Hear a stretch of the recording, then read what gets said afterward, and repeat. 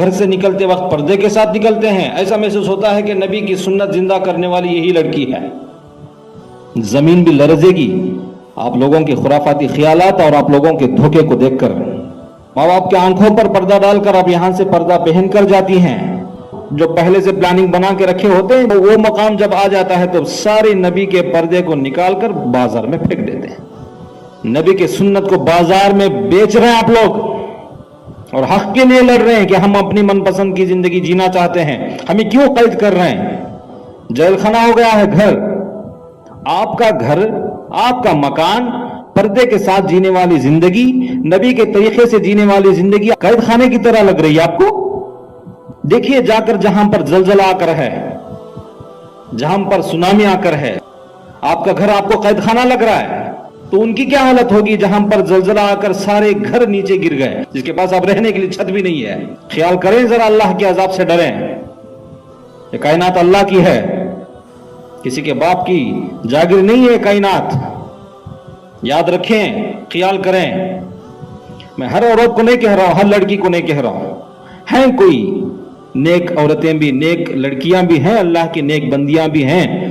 میں اپنے خود کو قابل نہیں سمجھ رہا ہوں ان کے متعلق تذکرہ کرنے کا، میں لائق نہیں ہوں ان کا ذکر لینے کا۔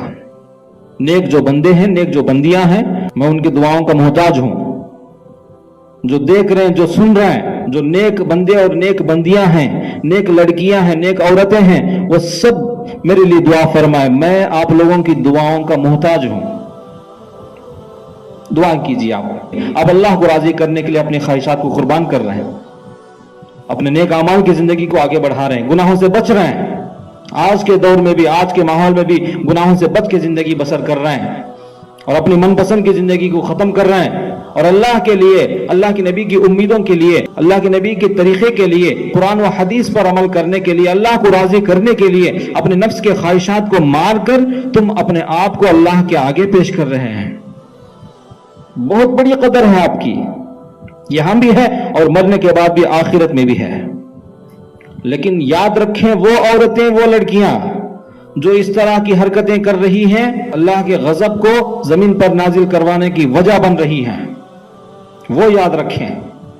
تم دھوکہ تمہارے ماں باپ کو دے سکتے ہو، تم دھوکہ تمہارے اساتذہ کو دے سکتے ہو، تم دھوکہ اپنے بھائی بہنوں کو دے سکتے ہو، تم دھوکہ اپنے شوہر اور بیویوں کو دے سکتے ہو، لیکن اللہ کو کبھی دھوکہ نہیں دے سکتے۔